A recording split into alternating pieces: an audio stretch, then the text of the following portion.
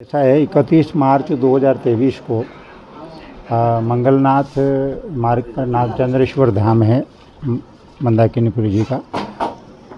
वहाँ मेरा पट्टाभिषेक कार्यक्रम रखा था और महामंडलेश्वर की चर्चा के पहले हमने उनको कहा था कि हमारे पास इतना बजट नहीं है, तो उन्होंने कहा कि 2-2.5 लाख रुपए में सारा काम हो जाएगा, भंडारा भी हो जाएगा, टेंट का ये सब कुछ हमने उनको तो ठीक है। और उसके बाद में फिर वो कार्यक्रम संपन्न हुआ। उसमें अखाड़ा परिषद के हमारे अध्यक्ष माननीय रविंद्र पुरी जी भी उपस्थित हुए, उनके हाथों से पट्टाभिषेक हुआ था। मौन तीर्थ पीठाधीश्वर डॉक्टर सुमनानंद जी जो महामंडलेश्वर बने हैं, उन्होंने तिलक करके और एक अदासीन किया था मेरे को। उसके बाद में एक प्रलोभन और शुरू किया कि महामंडलेश्वर के बाद में और अखाड़े में आपका प्रमोशन भी हो जाएगा, उसके लिए 10-20 लाख रुपए का उन्होंने मुझे कहा।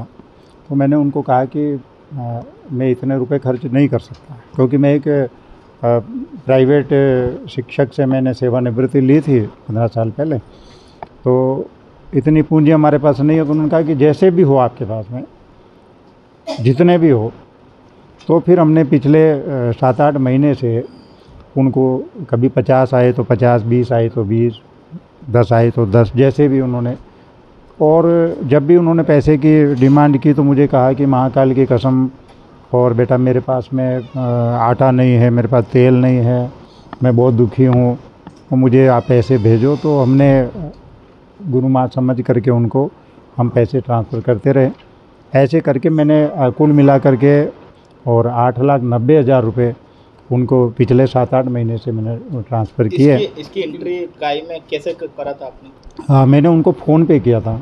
उन्होंने मुझे एक नंबर दिए फ़ोन पे मैंने उसी फ़ोन पे उनको किया। बीच में उन्होंने 1-2 अकाउंट और भी मुझे बताए थे, तो मैंने कहा कि नहीं, मैं अलग-अलग अकाउंट पे नहीं करूँगा, मेरे पास भी एक रिकॉर्ड रहेगा।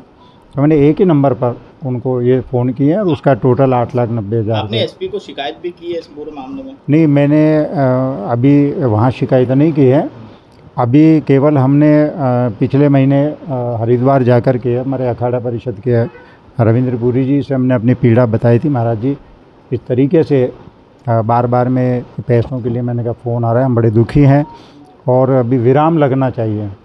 तो महाराज जी ने कहा कि इस तरीके से अखाड़े के नाम पर या कोई आश्वासन दे कर के तो पैसे लेना गुनाह है, और अगर आपके साथ में इस तरीके की अगर उन्होंने किया है, तो मैंने उनको सारा रिकॉर्ड अपना बताया और उन्होंने कहा कि अगर ऐसा है तो फिर इसके ऊपर कार्रवाई होनी चाहिए।